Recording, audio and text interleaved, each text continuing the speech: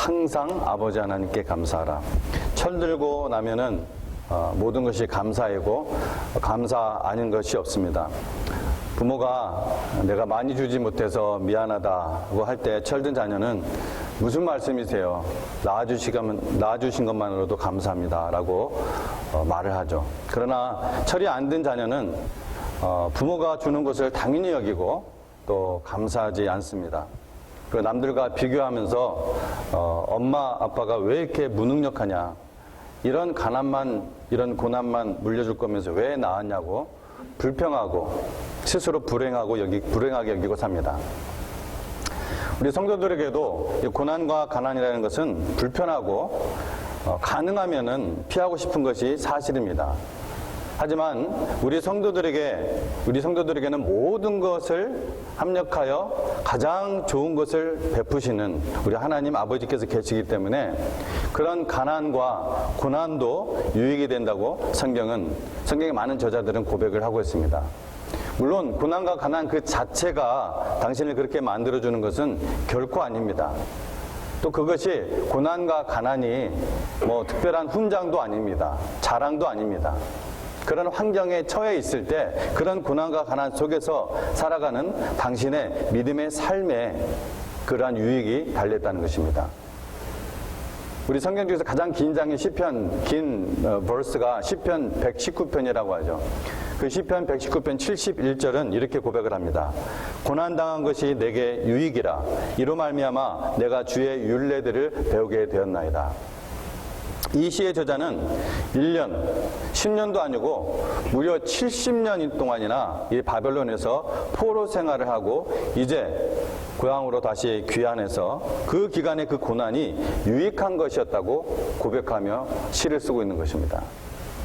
예를 들어 우리는 다윗 하면은 흔히 생각하는 것이 골리앗을 이긴 그 물리친 장면, 또 위대한 왕으로서의 그러한 삶만 우리가 생각하기 쉬운데, 여러분 다윗은 사실 아주 오랜 세월 차별을 받았고 고난과 가난 속에서 살아야 했던 그러한 인물입니다. 어쩌면 여러분이 그 모든 앞의 그 삶을 돌아보면 굉장히 긴 세월이었어요. 돌아보면 나는 저런 삶을 살고 싶지 않다. 나는 다윗과 같은 삶을 살고 싶지 않다. 이러한 이야기를 할지 모르겠습니다. 사무엘이 하나님의 명령을 받고 이새의 아들 중 한 명에게 이제 기름을 부어서 왕을 세우려고 했을 때 그 아버지도, 다윗의 그 아버지도 그 아들 다윗을 인정하지 않았습니다. 보여주지도 않아요. 형제들도 마찬가지입니다. 그의 존재를 인정하지 않습니다. 다윗의 존재를. 가족에조차 차별당하고 외면받았던 사람이 다윗입니다. 그래서 시편 27편 10절에서 다윗은 부모는 나를 버렸다 이렇게 고백합니다. 왕으로 기름 부음 받은 다음에는 그러면은 편안한 삶을 살았을까요? 아니요.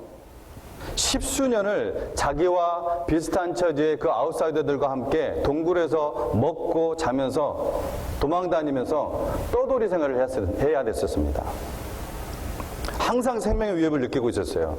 왜냐하면 하나님으로부터 버림받은 이 질투의 화신 사울 왕이 항상 죽이려고 추적하고 있었기 때문에 발 한 번 뻗고 제대로 잔 적이 없어요. 10수년을. 그것도 왕으로 기름 부음 받은 뒤에도. 그러나 너무나 아이러니한 것은 구약의 수많은 인물 가운데 이 검색을 해보면은, 요즘 컴퓨터로 다 검색을 할 수가 있잖아요. 검색을 해보면은 감사라는 말을 가장 많이 말한 사람이 다윗입니다. 그리고 여호와, 너무나 잘 아는 시편 여러분 아시죠? 23편. 여호와는 나의 목자시니 내가 부족함이 없으리로다. 부족한 이유가 뭐예요? 여호와께서 나의 목자시기 때문에 부족함이 없다고 얘기합니다. 잠시 지나가는 이 나그네의 삶에 그 환경과 상관없이 항상 함께 하시고 항상 편들어 주시고 원수의 목전에서 영원한 상을 베푸시는 그 하나님으로 인해 감사를 드렸던 것입니다. 모든 것이 당연한 것이 아니라 감사해야 될 것이라는 것을 다윗은 깨달았습니다. 진정한 감사와 그 깊은 감사는 고난을 통과한 사람만이 할 수가 있습니다. 그 고난의 깊이는 감사의 깊이와 비례합니다. 감사하지 않는 사람들의 그 모델, 전형적인 모습을 이스라엘이 잘 보여주죠. 그들은 400년 동안 이집트에서 종노릇합니다. 아버지도 노예, 할아버지도 노예, 아들도 노예, 자기도 노예, 손자도 노예, 온 가족이 태어나자마자 다 그냥 무조건 노예예요. 1년, 2년도 아니고 50년도 아니고 400년 동안. 그들만의 살아가는 공간이 있었고, 고고학 발견을 보면은 그들만의 살 공간이 있었고, 또 역사적 기록, 그 이집트의 기록들을 보면은 먹고 살 정도의 공급은 받았습니다. 근데 그게 다예요. 자유도 없고, 희망도 없고, 열심히 일해봐야 발전도 없고, 미래를 계획할 필요도 없고, 할 수도 없습니다. 자녀가 천하의 천재라 할지라도 그냥 천재 노예예요. 그들은 소망을 갖지 못합니다. 노예로 태어나 노예로 살고 노예로 죽어야 하니까 놀라운 어떤 재능을 가지고 태어난다 할지라도 소망을 가질 수가 없어요. 노예니까. 그들은 노예로 태어나서 그 파라오의 피라미드를 만들기 위해서 돌을 깨고 벽돌을 만들고 그것을 지고 그것을 나르다가 늙어 죽거나 다쳐 죽거나 병들어 죽는, 그야말로 아주 허무한 인생을 살아야 됐습니다. 여러분, 우리가 예수님의 복음으로 구원받기 전의 인생이 바로 이 죄의 노예로 태어나고 죄의 노예로 살다가 결국 영원한 지옥으로 가는 정말 허무한 삶이었습니다. 400년 동안 이 이스라엘의 삶이 어떠한 삶이었는지 여호와 하나님께서 모세를 불러서 소명을 주실 때 하신 그 말씀 속에서도 확인이 됩니다. 출애굽기 3장에 여호와께서 이르시되 내가 애굽에 있는 내 백성의 고통을 분명히 보고 그들이 그들의 감독자로 말미암아 부르짖음을 듣고 그 근심을 안다. 인간이 자기 힘으로 구원받을 수 없는 것처럼 이스라엘 백성들도 스스로 자기네들 힘으로 도저히 해방될 수가 없었습니다. 바로와 싸울 군대는커녕 제대로 된 무기조차 없었어요. 그런데 하나님의 놀라운 은혜로 드디어 어떻게 됐습니까? 이스라엘 백성이 출애굽을 하게 됐어요. 해방되어서 이집트를 나갈 수 있게 되었습니다. 전적인 하나님의 은혜로. 여러분, 항상 감사해야 되지 않을까요? 그 수백 년의 노예의 삶, 그것으로부터 해방시켜 주신 하나님은. 그런데 이스라엘을 보면은 감사는 그야말로 잠깐이었습니다. 감사는 출애굽한 날 그날 밤 잠깐만 했고 바로 입에서 불평이 나왔어요. 홍해가 가로막았을 때 불평했고, 물이 없다고 불평했고, 고기가 없다고 불평했고, 여기까지 이 광야까지 나와서 죽이려고 우리를 데려왔냐, 이렇게 불평을 했습니다. 이스라엘 백성들의 이 40년 광야 생활을 한번 보십시오. 한 번도 가보지 않았던 길입니다. 어디로 가야 되는지 몰라요. 또 사방에는 적들이 있습니다. 이스라엘 백성들의 그 손에는 무기가 없어요. 무슨 무기가 있습니까? 농기구도 없는데. 근데 주변에는 가나안을 비롯한 아주 강한 나라들은 모두 다 무기로 무장되어 있는 나라였습니다. 전쟁에, 싸움에 그런 능한 자들이었습니다. 그러나 이스라엘 백성들은 언제 떠나야 되는지, 언제 멈춰야 되는지, 언제 어디로 피해야 되는지 전혀 몰랐어요. 전혀 모르는 길을 가는 거예요. GPS가 있는 것도 아니고, 지도가 있는 것도 아니고, 아무것도 없어요. 그런데 하나님이 그 중동의 뜨거운 낮에는 구름 기둥으로 그들을 인도하시고, 추운 밤에는 불 기둥으로 인도하시고, 적들로부터 그들을 완전하게 보호해 주셨습니다. 이스라엘 백성 광야에서 40년 동안 뭘 뿌리지도 않았고 뭘 심지도 않았습니다. 하나님께서 이 40년 동안 메추라기와 하늘에서 내려주신 그 만나를 먹으면서 살았기 때문에 배고픔을 당한 적이 없어요. 신발도 헤어진 적이 없다고 합니다. 하나님의 놀라운 은혜로. 하나님께서 광야에서 물을 내셨습니다. 무기가 없었지만 어때요? 전쟁만 하면 이겼습니다. 전쟁만 하면. 무기도 없는데. 군대가 없었지만, 전략이 없었지만, 그냥 이스라엘 백성들은 하나님이 가라는 대로, 하나님이 하라는 대로만 하면은 전쟁에서 이겼습니다. 이 정도면 감사에 감사. 정말 항상 감사해야 하지 않습니까? 그런데 이스라엘 백성들은 상황이 조금만 어떻게 되면 어려워지면 바로 그냥 불평과 원망이 터져 나왔습니다. 모세를 죽이려고까지 했습니다. 그래서. 이유가 뭘까요? 우리는 왜 그런 면들을 다 가지고 있을까요? 죄로 말미암아 하나님의 형상이 깨어진 이 그냥 인간 그 자연의 모습이 무엇인지 로마서 1장 21절에서 이렇게 말씀합니다. 하나님을 알되 하나님을 영화롭게 하지 아니하고 감사치 아니하고. 이게 죄로 말미암아 깨어진, 죄로 말미암아 타락된 인간의 본성입니다. 감사하지 않아요. 디모데후서 3장 1절로 2절에서는 세상의 마지막 때에 나타나는 세상의 특징에 관해 말씀을 하고 있죠. 그 특징 중에 하나가 뭡니까? 감사하지 않는다는 거예요. 이 말세의 특징이 하나가 감사하지 않냐입니다. 너는 이것을 알라. 말세에 고통하는 때가 이르러 사람들이 자기를 사랑하며 돈을 사랑하며 자랑하며 교만하며 비방하며 부모를 거역하며 감사하지 아니하며 거룩하지 아니하며. 이게 말세의 특징이라 얘기를 하고 있습니다. 진리죠? 여러분이 피부로 느끼는 진리입니다. 말세. 감사치 않고 원망하고 불평하는 것. 조건에 따라 헷가닥 변하는 것이 이 타락으로 말미암아 하나님과 단절된 사람의 자연스러운 본성입니다. 그 자연스러운 본성 안에 하나님께서 우리에게 새 본성을, 새 영을 넣어주신 것이죠. 그런데 성경은 항상 감사하라고 해요. 항상 감사하라. 여러분, 항상이란 너무나 쉬운 말이죠. 항상이란 상황과 상관없이 Thanksgiving Day만, 어떤 절기만 감사하라는 것이 아니라 그야말로 그냥 항상 감사하라는 거예요. 항상. 여러분, 항상 감사하면은 좋은 것이고 항상 감사하지 않으면은 그래도 별 손해 보지 않는, 별 아쉬움 없는, 그렇게 생각하십니까? 여러분은 항상 감사하는 것이 얼마나 중요한지, 이 항상 감사를 얼마나 중요하게 생각하고 있나요? 여러분, 제가 성경을 수십 년을 보고 또 제가 하나님 앞에서 믿음의 삶을 살아오고 목회를 하면서 수많은 사람들을 제가 경험하면서 발견한 진리가 있습니다. 여러분, 성경에서 무엇을 명령하거나 예를 들어 항상 감사하라, 이건 명령의면서 또 권면의 말씀이죠. 이런 어떤 무엇을 명령하거나 강력하게 권할 때는 그것이 우리에게 반드시 풍성함을 가져다 주기 때문입니다.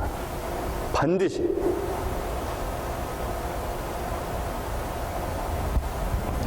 여러분, 상황과 환경을 초월하는 그러한 풍성함입니다.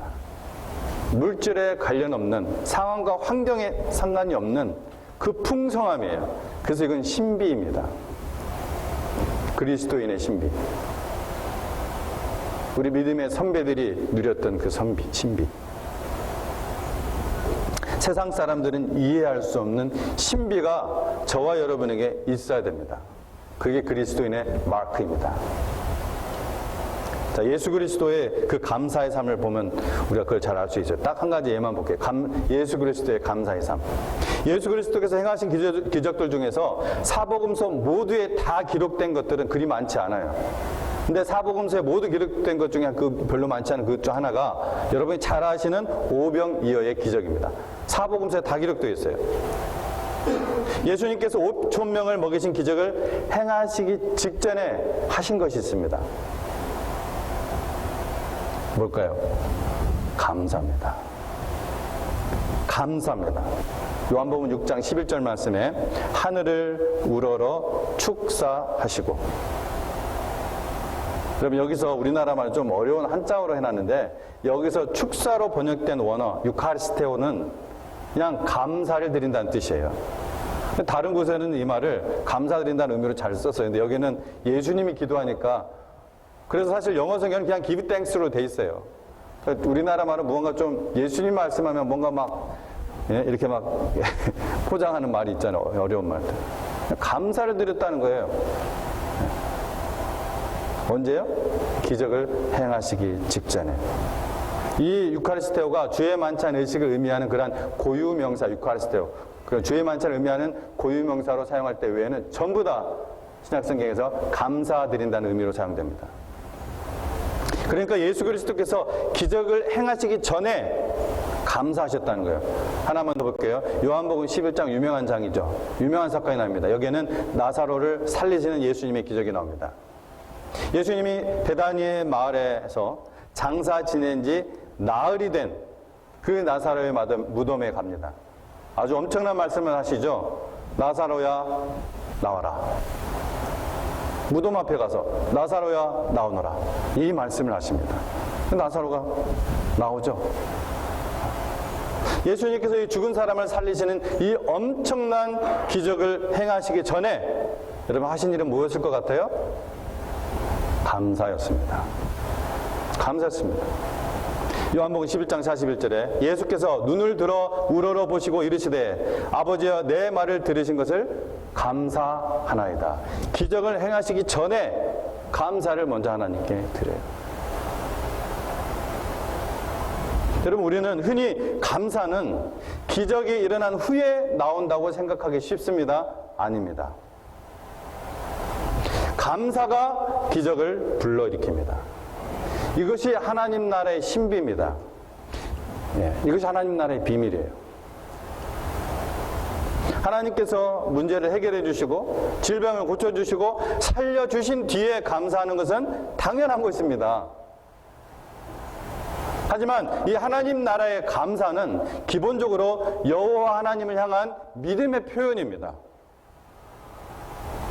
지금 환경과 상관없이 지금에 있는 상황과 상관없이 나를 향하신 하나님의 그 선하신 뜻, 그 복된 뜻에 대한 이 신뢰의 표현이라는 것입니다. 우리는 구원받았으면서도 반대로 생각하기가 쉽습니다. 이 일이 이루어지면 이 기적을 보면 내 기도 제목이 이루어지면 내가 감사할 거야. 아닙니다.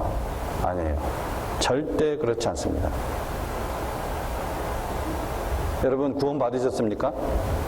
그렇다면 우리가 받은 구원이 도대체 얼마나 놀라운 가치가 있는 것인지 여러분 느끼시고 아시나요? 여러분은 이 땅의 행복들과 하나님의 구원과 바꾸실 수 있나요? 우리가 받은 구원이란 그저 이 땅에서 잠시 누리다가 사라져버리는 그 행복과는 그냥 차원이 달라요. 차원이 다른다는 말 아시죠? 개미는 3차원을 이해하지 못하고 개미는 철학을 이해하지 못합니다. 차원이 다르다는 거예요. 감사는 받을 자격이 없는 나에게 무엇과도 바꿀 수 없는 하나님의 구원의 은혜를 주신 것에 대한 회복된 그 양심의 표현입니다. 구원받은 사람의 회복된 양심은 그냥 항상 감사입니다. 항상 하나님을 신뢰합니다. 이 역경마저도, 이 고난마저도, 이 가난마저도 하나님께서 유익하게 하실 것이다. 이 신뢰가 있어요. 여러분에게 그러한 신뢰가 있기를 바랍니다. 여러분, 그러므로 기적이 감사를 일으키는 것이 아니라 감사가 기적을 가져오는 것입니다. 그런데 왜 우리에게는 감사가 어려울까요? 물론 그것이 아까 읽은 말씀대로 말세의 한 특징 중이라고 하나라고 했습니다. 하지만 우리는 예수를 믿고 구원을 받았는데 하나님의 그 형상이 우리 안에서 회복되어 가고 있는 중인데 왜 이렇게 감사가 어려울까? 어떻게 하면은 조건과 상관없는 감사의 삶을 살 수 있을까? 어떻게 하면은 항상 감사의 삶을 우리가 살 수 있을까? 성경에서 그 힌트가 발견됩니다. 골로새 교회에게 사도 바울이 뭐라고 권면하냐면은 너희 삶에 감사가 넘치게 하라. 오늘 읽은 말씀이에요. 그냥 간당간당하게 그냥 아구까지만 그냥 찰랑찰랑 정도가 아니라 차고 넘치게 하라 말씀하는데, 그렇게 되기 위해 이렇게 하라고 권면합니다. 골로새 2장 6절 7절 다시 제가 읽습니다. 그러므로 너희가 그리스도 예수를 주로 받았으니 그 안에서 행하되 그 안에 뿌리를 박으며 세움을 받아 교훈을 받은 대로 믿음에 굳게 서서 감사함을 넘치게 하라. 사도 바울은 골로새 교회에 말합니다. 너희 삶에 감사함을 넘치게 하라. 자, 그런데 7절을 자세히 보면은 감사가 넘치도록 하기 위해 필요한 것이 있습니다. 그게 뭔가요? 믿음에 굳게 서는 일입니다. 믿음에 굳게 서는 일. 감사가 넘치게 필요한 것은 감사의 내용이 아닙니다. 감사의 이유가 아닙니다. 감사가 나의 삶에 넘치도록 하기 위해 바른 믿음에 굳게 서라는 것입니다. 예수 그리스도와의 바른 믿음의 관계를 갖는 것입니다. 그러니까 항상 감사가 되지 않는 것은 내가 지금 주님과 바른 관계가 아니라는 것, 이러한 진단이 나오는 겁니다. 왜? 감사는요, 믿음의 열매이기 때문에 그렇습니다. 감사는 믿음의 열매예요.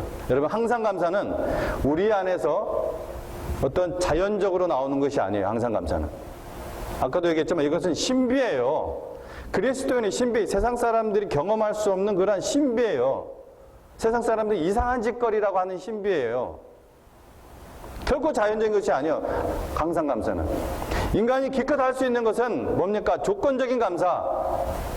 혹은 조건적인 감사가 아니라도 자기의 의를 드러내는, 자기의 의를 세우는 감사입니다. 항상 감사는 불가능해요. 진짜 감사는 불가능해요. 왜 그래요? 제가 얘기했잖아요. 왜 그래요? 감사는 믿음의 열매이기 때문에 그렇습니다. 믿음이 없으면 항상 감사는 없습니다. 감사는 믿음의 열매예요. 나무를 심지 않고 열매를 맛보려는 도둑놈 심보예요. 그러므로 여러분, 우리가 이런 결론을 내릴 수가 있습니다. 많이 가졌다고 해서 풍성한 삶을 사는 것이 아니에요. 많이 가졌다고 해서 나눌 수 있는 것이 아니에요. 여러분, 그거 경험하시죠? 인생의 경험입니다. 많이 가지고 있어도 이 풍성함의 비밀을 모르는 사람들이 신자들 가운데도 많이 있습니다. 이 풍성한 삶을 살지 못하기 때문에, 이 풍성함의 비밀을 모르기 때문에 어떻게 해요? 항상 더 축적해야 된다고 생각합니다. 더. 그래서 타인을 향해 항상 인색합니다. 열심히 살긴 하는데 곧 떠날 땅에만 심고 영원한 천국에는 꾀죄죄하게, 찌질찌질하게 심는 어리석은 인생입니다. 근데 그 반대의 삶을 사는 사람들이 많이 있어요. 또 정말 없는 것 같은데 이상하게 풍성하게 살아요. 믿음의 열매이기 때문에 그렇습니다. 사도 바울은 이 비밀을 골로새 교회에게 말하고 싶었던 거예요. 너의 삶에 감사가 넘치게 하라. 여러분, 넘치면은 딴 데로 넘치는 거잖아요. 보통 넘치면은 뭐예요? 낭비죠. 근데 이건 낭비가 아니에요. 그 감사가 넘친 게 누구한테 가요? 다른 사람에게 흘러갑니다. 다른 사람에게. 그러기 위해 필요한 것이 뭐라고요? 믿음에 굳게 서는 것입니다. 하나님의 말씀에 굳게 뿌리를 내리고 굳게 서는 것입니다. 그것이 골로새서 2장 6절 7절에서 얘기하는 거예요. 말씀을 정리합니다. 하나님의 그 선하심, 이 약속하심에 대한 바른 믿음의 관계를 가진 사람의 이 중요한 특징은 그 삶에 감사가 넘칩니다. 감사가 또 다른 감사의 제목을 가져오기 때문에 그 사람은 늘 풍성한 삶을 삽니다. 자격이 안 됨에도 불구하고 제가 특별한 문제를 안 일으키기 때문에 그냥 목회자라는 이유로 저도 그 감사의 대상에 대해서 그 풍성함을 전달받을 때가 종종 있습니다. 그러면 저도 그 풍성함을 함께 맛보게 되죠. 그래서 하나님께 감사와 영광을 돌리고 그것을 나누어 준 그분에게 더욱 감사가 넘치도록 축복 기도를 합니다. 그리고 그 풍성함을, 그 감사를 다른 사람에게 넘치게 합니다. 흐르게 합니다. 여러분, 이것이 세상의 give and take와 다른 것입니다. 세상의 삶의 원리는 give and take. 근데 하나님 나라의 천국의 삶의 원리는 flowing의 삶입니다. flowing. 헐몬산의 생수가 갈릴리 호수로 flowing. 갈릴리 호수의 그 물이 사해로 flowing. 그 흐르는 것입니다. 그렇게.